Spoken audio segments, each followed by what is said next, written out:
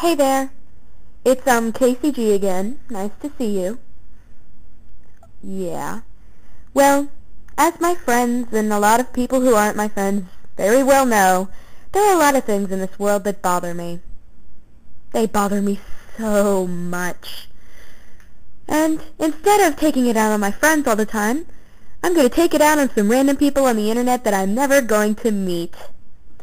Let's see, today I'm going to be talking about the Wudai powers in Xiaolin Showdown.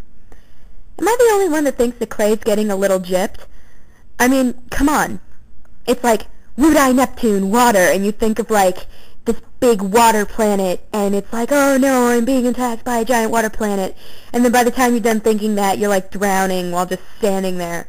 And then there's like Wudai star, wind, and you're like thinking of a star, and and you're thinking of a star, and it's like blowing around, and then all of a sudden you're like, whoosh, I'm over there because I'm being blown around by wind. And then there's Wudai Mars fire, and you start thinking of Mars just like engulfing in flame, and then all of a sudden you're on fire, and you're like, oh my god, I'm on fire! Ah! And then there's Wudai crater Earth. And all you can think about with Earth, with crater, is this hole in the ground. And you're thinking, oh, so what? I'm getting attacked by a hole? It's not very scary. So what you gotta do is you have to think of it as the moon, or else Clay feels really left out. I mean, it's like Neptune, star, Mars, this little hole in the ground.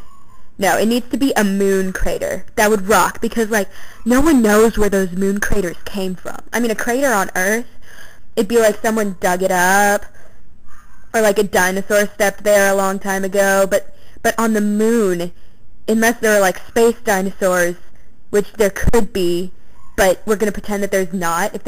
Unless there are space dinosaurs up there, they're just there. I mean, like, scientists are like, oh, meteors hit them, but you know, I don't believe that. I mean, come on, meteors just happen to make a perfect shape of a face for the man in the moon, even though personally I have always thought the man to look like a woman. But that's not important right now. So, you know what, Master Feng? Master, I'm teaching everybody about this, and everyone but the cowboy gets special space powers. That's discriminatory against cowboys. I mean, like, I'm from Texas. I don't live there anymore, but I am from Texas, and I am offended by you being discriminatory against fellow Texan cowboy people. You know, give them a freaking planet. Like, Jupiter. Jupiter would, even though it's just gas, if you didn't know it was all gas, you'd think it was made of a giant rock. Or at least give them the moon. I mean, come on. Like, Wudai moon, Earth. That would be so cool. And it'd be even cooler in his accent. It'd be like, Wudai moon, Earth. And you'd be like, oh no, the moon's falling on me. And then, you know, splat. You're covered in rock, but you don't realize it's rock because you're still in the vision where you're being hit by the moon.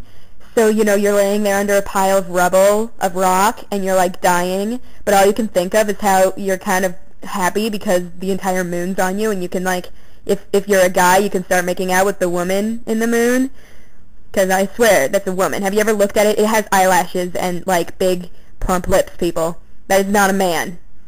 That is totally a woman.